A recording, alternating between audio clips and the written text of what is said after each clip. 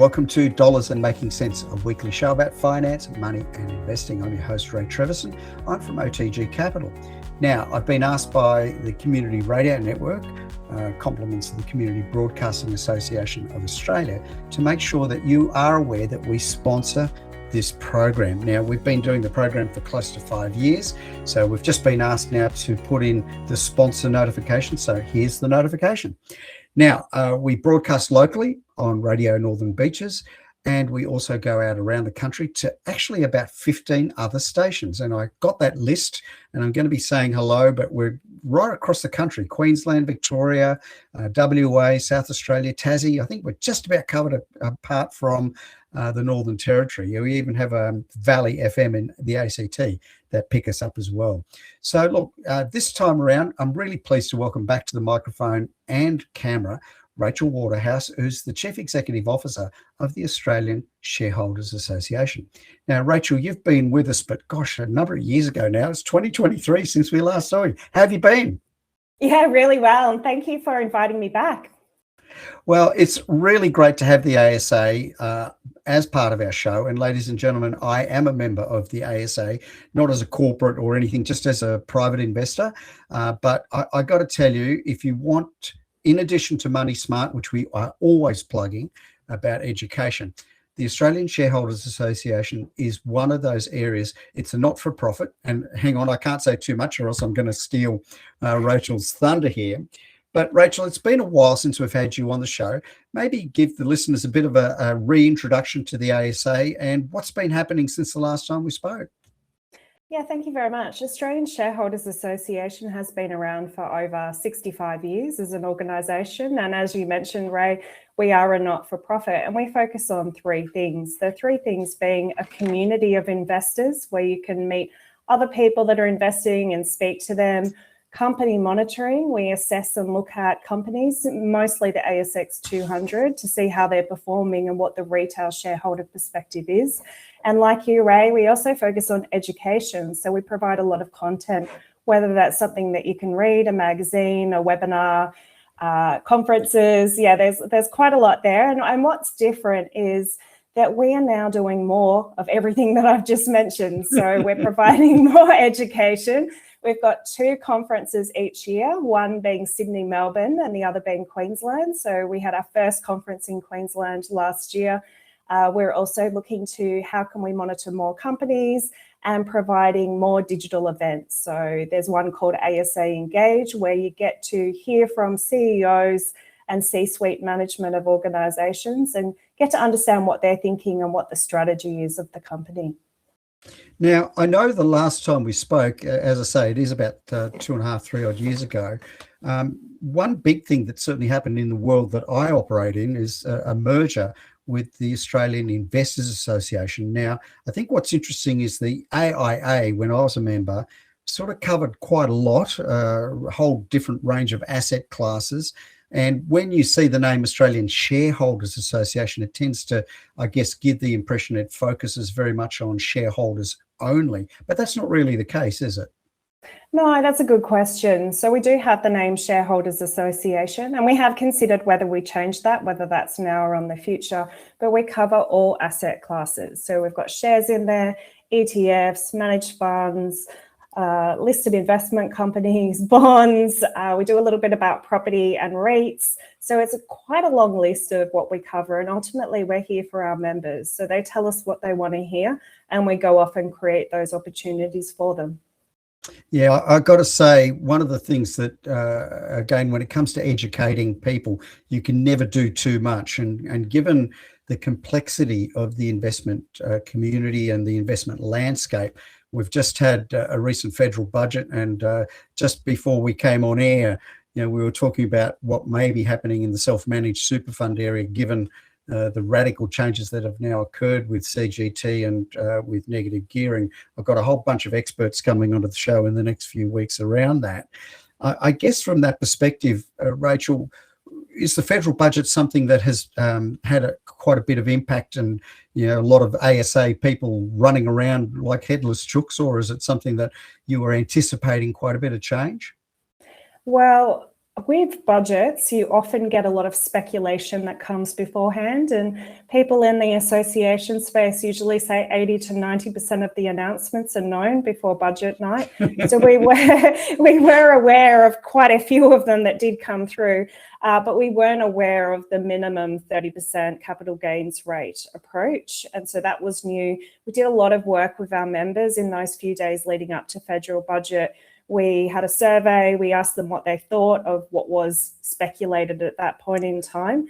And so they did have a lot of concerns, and they were really concerned about not having enough information to know what this might mean for them, but also that the impact might mean that they change their investing approach. And there's still, even though it's been announced, there's still a lot of questions, and individuals may need to go out and seek advice, and we're doing a lot of work for our members. So we've got our ears open, we're listening, we're seeing what needs to happen. This will all need to go through legislation. So there's plenty of opportunities for our organisation to engage with Treasury and the federal government as well. I guess that's one of the fascinating things. I do a lot of shows with the Institute of Financial Professionals, which is the Taxpayers Association, and all the agents, the tax agents. And I often see, we often joke and laugh about the fact that, you'll get these leaks or so-called information drops, but certainly it's a way that the Treasury officials and the Treasurer himself has the opportunity, I think, to feed information out and gauge community reaction. And I think you've rightly pointed out, Rachel, it's not legislated yet. And we've all seen, and how much hullabaloo there was around a couple of budgets back when they were talking about taxing unrealised gains. And I, like many, speculated it was never going to happen because there would be too much furore. I guess just as an initial feedback loop, Rachel, what you've heard from your members, do you think that this 30% rate around capital gains, and certainly what's happening with trusts as well, do you think that that's something that may get revisited because of the lobbying? Well, we hope so. The thing with this and what we're hearing is everyone's impacted in different ways. And so the intent of the government is to look at intergenerational equity and free up younger people to get homes. But whether that will work in practice is the concern, because the budget doesn't have that many new homes coming. And I think they haven't thought about the fact there's a lot of young people that use ETFs and shares to save for their home deposit. So they're actually going to be negatively impacted because they won't be able to create as much wealth to put into that first home deposit. And we've done a lot of calculations over the last week on that, different amounts being put in, different amounts being compounded, but I haven't yet found one that's positive for that situation. So really here, everyone's impacted in different ways. We will work with our members and we will continue advocating for them. It's fascinating in that regard, because I actually did my master's degree many, many years ago in government. And one of the things that when you study how legislation is pulled together and legislated, unintended consequences, I think, is that horrible phrase. I mean, Paul Keating used to have the old idiom of the devil is in the detail. And I think much of what's coming out of the budget papers will go through some thorough investigation and I think community consultation. I think part of what ASA, and again, ladies and gentlemen, Rachel and her team, and we'll talk a little bit more about what ASA does not in the background, but in the foreground as well with your members. But I think it's a valuable resource for people to be members of, but also to voice concerns and be able to speak through a medium that I think has that lens of a lot of people that know what they're talking about. And I put you in that round as well, Rachel, because you've been in the chair now for quite some time. Yeah, it is all about our members and the views. We have a lot of channels where we listen to them and how it comes in, and we do formulate our responses on that. So this is a practical example. We put our position together working with the advocacy committee. We asked all of our members, about 900 of them responded, and we were able to use that through our media and also all of our commentary. So you get to have a say. It is by consensus because we may all have different views, but it's a good opportunity to really back retail shareholders through the organisation. I think one of the interesting things that I've had direct exposure to is investor groups. And ladies and gentlemen, if you're not aware, go to the website. It's australianshareholders.com.au, and there, I presume there's a listing of all the different investor community groups that are out and about. Obviously, because of the geography of the country, it is primarily capital city based. But Rachel, since we were last in conversation in 23, has a lot more come online that people can participate with the ASA if they're not close by a capital city? Yeah, there is. We're just on the member meetings. There's up to 50 of the groups. We're always looking to start new groups. So if someone is in a regional area, wants to start a group, you just need to get in touch and we can see what we can do to help you. We do have groups in Ballarat, Bendigo. We've got one in the Northern Territory that's restarting. So they are everywhere. I think Perth has got quite a few, including a 2-hour drive. So you should be able to find a member meeting group. We've started putting together young investor groups. So we've got one in Sydney that's been running since the end of last year. We're looking to have more online groups, but the ASA Engage is held 3 times a year. That's online. We get up to 1,000 people, and that's where we have the CEOs and C-suite speaking, and you get to ask a question, and that's quite unique, and they're short and sharp. So I think it's about 25 minutes, which includes a presentation and an opportunity for you to ask questions. That's a lot of people coming online. That's a big number when you consider, I guess. Rachel, are you allowed to say how many members you've got? Yeah, we have about 5,000 members, and we also have a big community. So we have people that aren't yet a member, but they get a little update once a week, and then we hope they'll become a member. So there's different levels of information that you get. Members get everything. Members get to attend everything. They get discounts. But if you just want to get an understanding of who we are and what we do, you can sign up as a subscriber on our main page, and then you'll get an email once a week with a bit of a teaser, I guess, of information that's relevant for investors. Excellent, excellent. Look, we've still got a lot more to talk about. You're about half time now in our interview with Rachel Waterhouse. She's the Chief Executive Officer for the Australian Shareholders Association. You're here on Dollars and Making Sense, a weekly show about finance, money and investing. We're going to take a short break and we'll be back with you in just a moment. Hi, and thank you for listening to Dollars and Making Sense, a weekly radio program about finance, money and investing on Radio Northern Beaches and nationally on the Community Radio Network around Australia. The views, comments and opinions aired during our program should not be construed or viewed as financial advice. Any commentary is general advice only and does not take into account your objectives, financial situation or needs. You should consider whether the advice is suitable for you and your personal circumstances. If in doubt, you should contact an authorised licensed financial planner. We welcome questions and feedback, and you can get in touch with us via our blog, social media channels or email. Please search for Dollars and Making Sense in your favourite podcast platform or check out our blog at otgcapital.com.au/blog.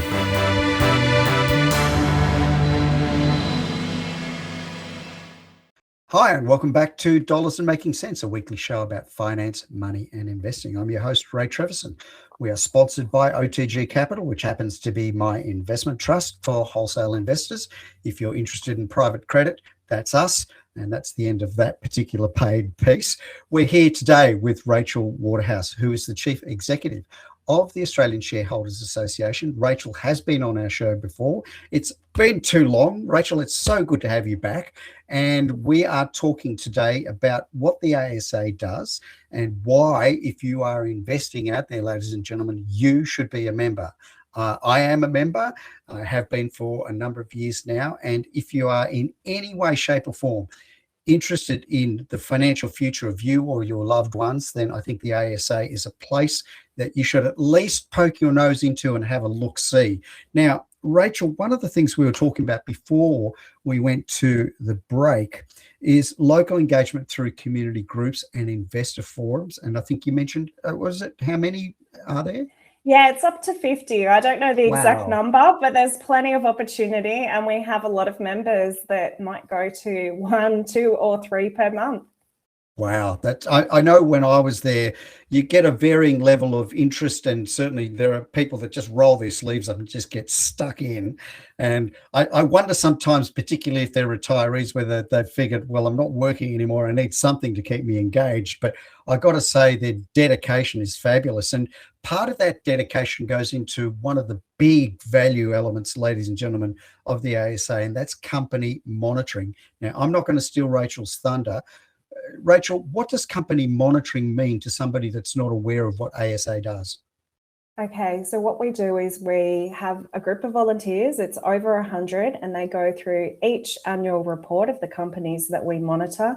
They meet with the chair of the company or key people at the company, and they ask questions ahead of the AGM, and then they turn up at the AGM and they ask questions on behalf of all investors. So they do a lot of work for everyone that's an investor, and they do a great job. So the opportunity there is to look at that content that's provided by them, or even become a monitor. It kind of reminds me a little bit about the rabble rousers who used to turn up, and who was it? Elliot from Carlton United Breweries used to hate these activists coming along. Are you kind of troublemakers, or are you asking good pointed questions? Well, I would hope we're asking good pointed questions. We don't Sorry, really want that label here. as activists. And I know when I started here, there was a media report that said Australian Shareholders Association, who's an activist. So what we really think of ourselves is helping other investors by asking the tough questions. And, we do that. And our volunteers, they really think hard and long around a company and ask questions, and our members as well. If they've got an idea or they know an AGM's coming up, they have the opportunity to call us, email us and say, what about this? And we'll forward it on to the monitor. And that's where we work best, when we're all working together, effectively monitoring a company, asking those tough questions. But there are companies that are doing very good things too. So usually we always have a question, but it's important to recognize when they're doing good things too. Now, one of the interesting things, and again, ladies and gentlemen, I point you back to the ASA website. Voting intentions is something that the company monitoring does. And again, I don't want to steal your thunder.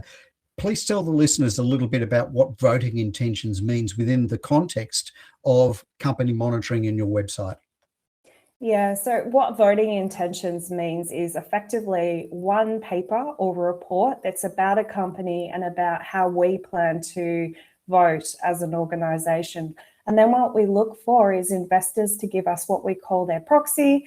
And then you just need to make sure that if you're doing a hard copy form or doing online, you write our full name, don't shorten it to ASA, Australian Shareholders Association. That means we can walk into an AGM and say, we represent the top 20% of shareholders in this company. You're giving us power to represent investors. So the more proxies that we get, the better we can do. And I know sometimes it's hard and you forget and not that interested, or miss an email or a letter that comes to your house, but it does make a difference. And you can put it down as a standing proxy. That means, say you've got CBA shares, you can give the standing proxy to Australian Shareholders Association, and then that will last indefinitely, effectively. Or you can just choose by AGM what you think. You can read the voting intentions and see if you agree. I must say, I kind of have a wry smile, because when I think about the collectivism that you're promoting here, and ladies and gentlemen, if you figure if you've got 1,000 shares or 100 shares and you are voting in a stock of a couple of million shares, you'll feel powerless, because if the board of directors have decided they're going to vote themselves a pay rise and you think, well, hang on, you guys don't deserve that. By providing your proxy to the ASA, you are then saying to them, let's collect a whole bunch of people out there and bring it together. It's kind of unionism, but within a within a share market environment. But again, it's the power of numbers, isn't it? It is, and I wish I had have had one off the top of my head, but it's like we go along and go, we've got this number of millions of dollars in the company, and someone stands up and says that. And so, yeah, just even if you've got $500 or $1,000, it does make a difference. And it means that investors can have their say, because sometimes institutions have a lot of say, and we want to collectively work together to make sure we're represented. I might give the listeners a really good example of that kind of advocacy and proxy votes, because I know when Qantas was having its interesting battles with media, I know ASA put forward a number of propositions with the proxies when I think Alan Joyce was still the CEO. Do you want to tell the listeners a little bit about what some of that advocacy achieved at that time? Yeah, so with Qantas, I was highly involved in that from speaking and attending the AGMs, but being able to say, he's getting too much pay, it needs to be clawed back, the chair needs to go. Those were some of the things we were saying, and we weren't necessarily saying it all on our own, so it wasn't just ASA, but those things happened, and that's what often happens around change with companies. Our volunteers will go and meet a company year after year, and they may not want to adhere to some of the guidelines that we think are best practice. But over time, we can chip away at it and get more information. So one of the things that we're currently advocating for is to have more information about directors, about individual skill sets that they bring, not just the collective skill, but individually, because we think that investors need to see that to be able to vote. We're effectively appointing them into their role, and we need that level of information. And there are companies that say, oh, no, we can't give you that individual information. It's in the bio. So we are actively asking those questions. And we're also now really asking around what AI and cyber skills do you have on your board?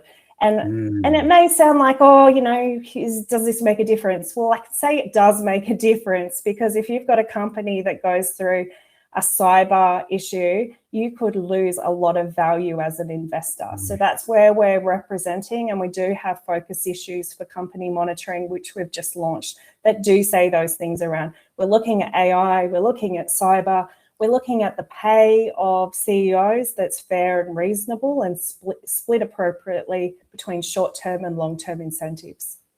That's brilliant. That's absolutely brilliant, Rachel, I've got to say. Now, you mentioned before we went to our break that you starting to involve a lot more younger investors. I'm just curious, with these younger investors, are you covering topics? You've mentioned AI just briefly, but I know crypto has been something. Every time we do a show on crypto, our hit rate just goes through the roof. I don't know whether that's just clickbait or whether people are actually listening to the content, but is that something that you see more and more members of the ASA really wanting to hear a lot more about? We know what they want at this point in time, and again, we're always listening and learning, is they want to know how to be a good investor. They want to know how to use AI in their research. They want to know when to sell. So there's a lot of commonality between a young investor and an older investor, but I guess it's just that experience, and the opportunity for young investors is to speak with others, like speak with other young people that may be in a similar situation, but they do really respect the older members and the skills they have, and they do want to be in the forums where they can learn from them as well. So I haven't heard a lot in our base yet about crypto, but again, keep the ears open, but definitely AI and how to assess a company are of interest. Now, I guess one of the things, we're drawing to a close of today's show, but one of the things I wanted to highlight to our listeners and viewers, what kind of events do you have coming up in the next sort of 12 months that may pique their interest? Yeah, so I've mentioned the ASA Engage. So that's coming up in July. That's online. That's where you'll get to meet CEOs and C-suite executives and ask questions. And we have some really big names. We haven't launched it yet, but that will be soon. And we have an event coming up in September at the Langham Hotel, Queensland, where we'll see probably about 200 to 250 investors there. And we just finished an event. So that event will then be Sydney next year, May. So you've got two big conferences and then lots of online events too, and the member meetings. So with the Engage, certainly, ladies and gentlemen, once we get the details, we'll post that on our blog, on the OTG Capital website blog. But again, this show will be posted up there as well. Now, one of the things I always like to leave our listeners and viewers with a key takeaway. You mentioned to me you may have an offer for people to dip their toe in the water. What's that all about? Yeah, so if you want to become a member and experience what we offer, we can provide you with a membership that is, it's $129 and it's usually $172. And all you need to do when you sign up is put $pod26 into the field with the offer. Okay, I'll write that down, $pod26. Is that all lowercase? Yes, it is. So dollar written, and then pod written, and then 26 is the number. Okay, $pod26. Got it all written out. Okay, no problems. I'll make sure that that goes up on our little blog as well, so that that special offer, ladies and gentlemen, if you want to dip your toe in the water and have a bit of a look around. But remember, Rachel also mentioned that if you simply sign up for the newsletter, you'll get a certain amount of info, and a lot of it's good stuff. You don't necessarily have to dive in straight away. And I know with many of the meetings that I went along to, people just turned up out of the blue, just curious, and then obviously they like what they see, and then they decide to join up. Rachel, a quick mention about your website. Do you want to give that a quick plug? Yeah, sure. I always Google it directly, but Australian Shareholders, you'll find it there. And on the main page, when it pops up, all you need to do is put your email address in. If you just want to get a bit of teaser content, get to find out a bit more about us, hear what we're talking about. So you'll get some emails there. Great. Well, look, Rachel, it's been far too long since you've been on the show. It's so good to have you back. I'm hoping that we can have some of your subject matter experts come on the show, talk about a whole variety of things. And my word, after this last budget, man, we have a lot to talk about. Rachel Waterhouse from the Australian Shareholders Association, thank you so much for being part of Dollars and Making Sense. Thank you very much, Ray.